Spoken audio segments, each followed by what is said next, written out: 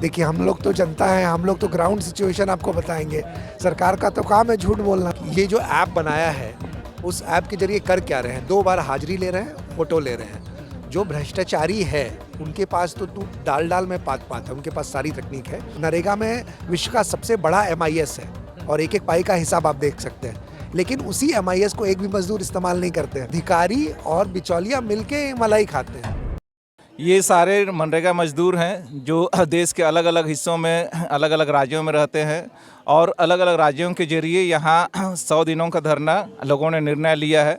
और धरना में प्रमुख मांगे हैं कि 1 जनवरी 2023 से भारत सरकार का ग्रामीण विकास मंत्रालय ने एक नया तकनीक लाया है मनरेगा में अटेंडेंस लेने के लिए, उसको नेशनल मोबाइल मॉनिटरिंग सिस्टम बोल रहे हैं। और वो सिस्टम है कि सवेरे एक बार मजदूर जो काम कर रहे हैं वहाँ मास्टर रोल में जितना लोगों के नाम है उतना लोगों का वहाँ फ़ोटो के साथ में मोबाइल के जरिए फ़ोटो खींचना है और वो अपलोड करना है। लेकिन सर इसमें ये फ़ायदा तो मज़दूरों का ही है ना, क्योंकि कहीं ना कहीं जो बीच के दलाली खा जाते थे और जो भ्रष्टाचार हो रहा था उसको ख़त्म करने की कोशिश की जा रही है सरकार के द्वारा। अगर डिजिटल सब कुछ हो जाता तो डायरेक्ट पेमेंट मजदूर के खाते में डिजिटल हम मानते हैं कि वो सब कुछ अपडेट होगा, लेकिन जब आपका इंफ्रास्ट्रक्चर नहीं है, वहाँ पे नेटवर्क नहीं है, वहाँ पे मोबाइल नहीं है, मोबाइल के रिचार्ज के लिए पैसे नहीं है, तो इन परिस्थितियों में आप कैसे उम्मीद कर रहे हैं कि ये सब कुछ अपडेट होगा। हमने मंत्रालय में गया तो वहाँ उनके दरवाजे पर मोबाइल नहीं चलता है, नेटवर्क नहीं चलता है। तो आप सुदूर गाँवों में, झारखंड के, बिहार के वैसे इलाकों में जाएंगे जहाँ नेटवर्क काम ही नहीं करता है, उससे कैसे उम्मीद रखेंगे कि आप ये तमाम चीज़ें अपडेट इंफॉर्मेशन। सरकार की व्यवस्था तो डिजिटल करनी चाहिए, बस सुविधाएं भी देनी चाहिए। इंफ्रास्ट्रक्चर होना चाहिए, सुविधाएं होने चाहिए और इसका अलग अलग मैकेनिज्म होना चाहिए कि अगर किसी को दिक्कत हो रहा है तो कहाँ पे इमीडिएटली उसका सोल्यूशन होना चाहिए। तो सोल्यूशन बता नहीं रहे हैं, सिर्फ वो टेक्नोलॉजी इंट्रोड्यूस कर रहे हैं। सर जैसे टेक्नोलॉजी, अगर डिजिटल इंडिया बन रहा है, टेक्नोलॉजी आ रही है, तो इसमें दिक्कतें कहाँ आ रही हैं? दिक्कतें कई हैं। देखिए वो तो सभी को है, हम लोग मिडिल क्लास के, आप लोग पत्रकार बंधु हैं, तो आप भी अगर सुदूर गांव में जाइएगा तो आप उस प्रकार से नहीं कर सकते हैं कवरेज, लाइव कवरेज नहीं कर सकते हैं। यहाँ मुश्किलें कई हैं। देखिए ये जो ऐप बनाया है, उस ऐप के जरिए कर क्या रहे हैं, 2 बार हाजिरी ले रहे हैं, फोटो ले रहे हैं।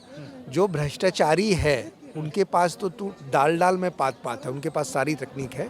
क्योंकि जो भ्रष्टाचारी है वो सरकार के साथ मिल के करता है। तो सरकार जिस तकनीक को अपने लोगों के माध्यम से करवाती है, वो मिले हुए हैं भ्रष्टाचारियों के साथ, तो उनके लिए तो हर एक सुविधा हो जाएगी। वो फ़ोटो भी ले लेंगे, उनका हाजिरी भी बन जाएगा, सब कुछ हो जाएगा। और आम मजदूर, जो रियल मजदूर हैं, जो संगठित मजदूर हैं, खासकर क्योंकि यहाँ यूनियन के ज़्यादा लोग हैं, तो हमारा तो ऐसे भी टकराव रहता है उन भ्रष्टाचारियों से। तो हमें अब तो पेनल्टी इसकी मिलेगी कि वो बोलेंगे कि अभी तो नेटवर्क नहीं आ रहा है, तो आपका तो हाजिरी नहीं लगा। काम करने के बाद आज भी मजदूर आए हुए हैं कि काम कर लेते हैं, जैसे 12 दिन काम कर लिया और पता चला उसके बाद कि 10 ही दिन की हाजिरी लगी, तो 2 दिन की हाजिरी छूट गई, 2 दिन का पैसा गायब हो गया। तो ये एक मैं छोटी सी दिक्कत बता रहा हूँ आपको। छोटे से गांव में नेटवर्क की सुविधाएं सही नहीं कर पा रहे हैं और फिर ऐसी चीज़ें ला रहे हैं, और एक तरफ 5G ला रहे हैं प्रधानमंत्री जी। हाँ देखिए, जो आपको जो टूल्स चाहिए जो काम करने के लिए, वही ना, आपको हथौड़ा चाहिए किसी खास काम के लिए, सुई चाहिए किसी और काम के लिए, है ना। तो हम लोग टेक्नोलॉजी के विरोध में नहीं है। टेक्नोलॉजी तो नरेगा में विश्व का सबसे बड़ा MIS है और एक एक पाई का हिसाब आप देख सकते हैं, लेकिन उसी MIS को एक भी मजदूर इस्तेमाल नहीं करते हैं। समझ रहे हैं बात। तो ये इस्तेमाल MIS कौन कर रहा है? सिर्फ अधिकारी कर रहे हैं, और अधिकारी ही भ्रष्टाचार में लिप्त है। बिना भ्रष्टाचार मुक्त कैसे होगा? आप जाइए सरकार, देखिए हम लोग तो जनता है, हम लोग तो ग्राउंड सिचुएशन आपको बताएंगे। सरकार का तो काम है झूठ बोलना, वो तो अपने आप को क्रिटिसाइज नहीं करेगी, लेकिन आप भ्रष्टाचार नहीं है ये बोलने वाले तो हिंदुस्तान में कोई भी व्यक्ति आपको आमजन नहीं मिलेगा। क्योंकि हमारा डेली लाइफ का जो एक्सपीरियंस है वो भ्रष्टाचार, और भ्रष्टाचार कर कौन रहा है? ये अधिकारियों के साठगांठ से ही हो रहा है। इसका फायदा किसको हो रहा है? बिचौलिया और अधिकारी, यही ना हो रहा है। टेक्निक अगर ऐसी आ गई है जिससे सब कुछ डिजिटल हो गया है, तो फिर भ्रष्टाचार कहाँ रह गया? ऐसा बीच वाले लोग ही खत्म हो गए। नहीं, बीच वाले लोग तो है ना अभी भी है। क्यों? मोबाइल कौन चलाएगा? मोबाइल चलाने वाला तो व्यक्ति ही होगा ना। देखिए आदमी को तो आप सिस्टम से नहीं हटा रहे हैं ना। अभी आप क्या कर रहे हैं? अभी आप एक मोबाइल ऐप, पहले वही मेट रहता था, वो मेट कागज़ पर लेता था, अभी वही मेट जो है मोबाइल पे लेता है। अब इसमें दिक्कत क्या है कि जो औरतें 80% औरत आई हैं धरने में, मैंने पूछा कि किनके पास स्मार्टफोन है, तो उन्होंने कहा 2 लोगों के पास स्मार्टफोन है 80 लोगों में से। अच्छा। यानी अब महिला मेट बनना और भी मुश्किल है ना। तो जो जेन्युइन लोग हैं, जो चाह रहे हैं कि नरेगा में हमें काम मिले, घर में खाना नहीं है, उसको आप पुश आउट कर रहे हैं।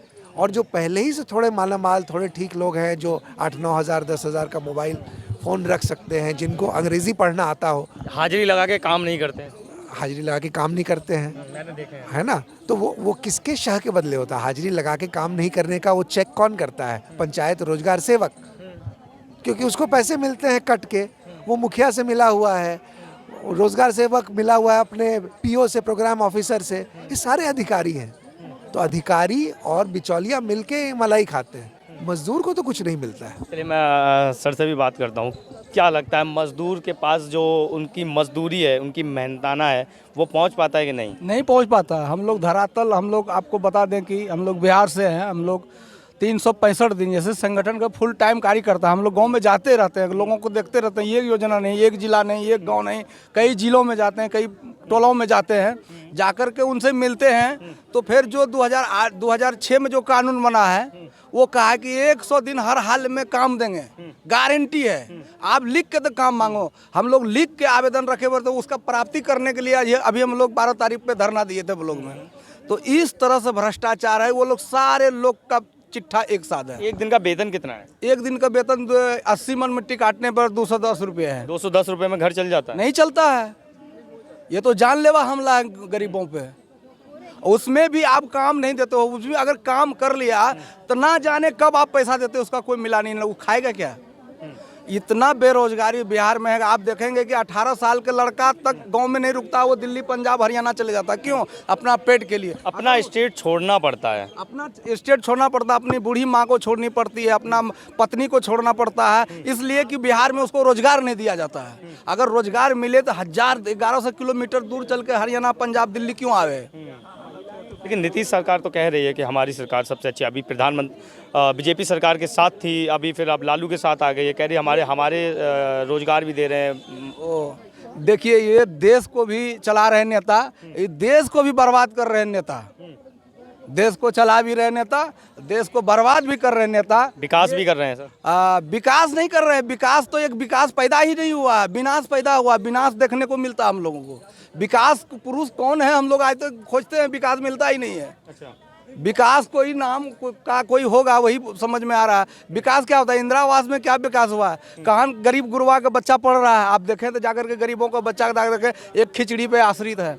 आप नीतीश जी कहें, नरेंद्र मोदी जी की बात, मोदी जी बात करें नीतीश का, नीतीश बात करे केजरीवाल में, जनता चूल्हे की भाड़ में जाए। 5 साल तक यही तमाशा झाल बजा बजा के फिर हम लोग को हर साल आकर के यही बोलना पड़ता है। फिर आप वोट आएंगे तब? वोट आएंगे तो बोलेंगे भाइयों बहनों, आपकी बार आप हमारी सरकार, आप हमें वोट करो, आप जो भी मांगोगे वो आपको पूरा करेंगे। अगले बार बोले कि जित हमारी सरकार बन जाती है तो सबके खातों में 15-15 लाख रुपया आ जाएगा। अब 15 रुपया नहीं कि 1500 रुपया गए पे हो गया कि 15 रुपया आया नहीं खाता में। अच्छा, आप क्या करोगे जब वो वोट मांगने आएंगे? घर घर आएंगे वोट मांगने? हम लोग वही जागरूक कर रहे हैं लोगों को कि जो सरकार कर रही है, जो वादा की है, जो उनका मैनिफेस्टो है, उस पर अगर नहीं सुनती है तो हम लोग संगठित होकर के उस पर आवाज़ उठाते हैं। शांतिपूर्ण जो भीमराव अंबेडकर के दिए हुए संविधान है उसके हिसाब से आकर के हम अपनी शांतिपूर्ण आवाज़ को रखते हैं कि आप अगर हमारी मांग को, अगर हमारी गरीबी को, हमारी बात को नहीं समझेंगे तो हम लोग आंदोलन करने पर उत्साहित रहेंगे। बीजेपी के प्रधानमंत्री जी नरेंद्र दामोदर मोदी जी खुद एक गरीब परिवार से बिलोंग करते थे, चाय बेचते थे। वो किसने किस स्टेशन पे चाय बेचे उसका अभी तक कोई प्रूफ नहीं मिला है। हम भी बोल सकते हैं बहुत बड़ा खानदान के। हमारा घर जाकर के देखिएगा तो क्या आपको पता चल जाएगा कि हम लोग के क्या है। एक झूठ बोल करके वो जगह पे आना, आप देखें कि ये सब का, ये लोग का अपना आने का कुछ एक चैनल होता है कि झूठ पहले परोसा जाता है, उसके पीछे उसको ये किया जाता है, इसके बाद उसको हाईलाइट करके अरे किस स्टेशन पर चाय बेचा भाई, वो स्टेशन का भी पता नहीं चला, कितना लोगों तो जांच पड़ताल किया, कहाँ चाय बेचे। ये सब एक तरीका है। और अभी देखिए आपके क्या है, राष्ट्रपति कौन है? मुर्मू जी। उसको देखिए आप, वो तो एक ढंग है कि आपको आदिवासी समाज से बिलोंग करते बना दिए भाई। इधर है आप, इधर में हाथ बदलाते हैं, नहीं इधर नहीं, कुछ नहीं होना है। तो आप बना दिए हैं लेकिन हाथ उसको खोले नहीं कि वो अपना पावर से कुछ करे, बंधवा मजदूर बना के रखे हैं। प्रधानमंत्री जी कहते हैं कि देश हमारा परिवार है और देश की सारी जनसंख्या हमारा परिवार है। तो वो तो कह रहे हैं कि परिवार है, पर परिवार को देखेगा कौन? परिवार को जो समस्या आ रही है, उसको रोजगार नहीं दिया जा रहा, राशन में कटौती की जा रही है, नरेगा पेंशन नहीं दिया जा रहा है, उसको हर तरह का न रोटी रोजगार शिक्षा स्वास्थ्य आप जो वादा किए कुछ दे नहीं रहे। परिवार का मुखिया क्या मतलब है? परिवार का मुखिया आपको ठीक नहीं लग रहा क्या? नहीं, परिवार का मुखिया अगर ठीक रहता तो हम लोग आज जंतर मंतर पे नहीं आते। तो अभी आप क्या करने वाले हैं? आगे अगर आपकी बातें नहीं सुनी गई, लास्ट सवाल है आपसे, क्या करने वाले? इससे भी ज़्यादा हम लोग संगठित होकर के फिर इससे ज़्यादा हम लोग राजनीतिक करेंगे कि इसमें फिर हम लोग बढ़ चढ़ के आंदोलन कैसे करें।